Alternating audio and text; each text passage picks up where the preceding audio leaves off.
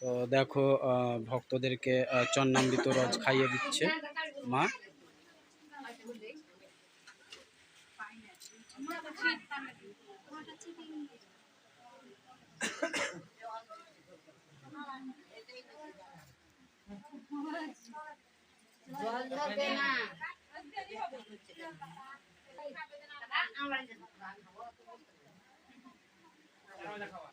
তো এই ভক্তমায়ের চোখের জন্য তোমার ভালো হয়ে গেছে, আর একটু বাকি আছে, মানে তোমার 99% ভালো হয়ে গেছে, 1% হয়তো একটু আছে, ওটাও ঠিক হয়ে যাবে।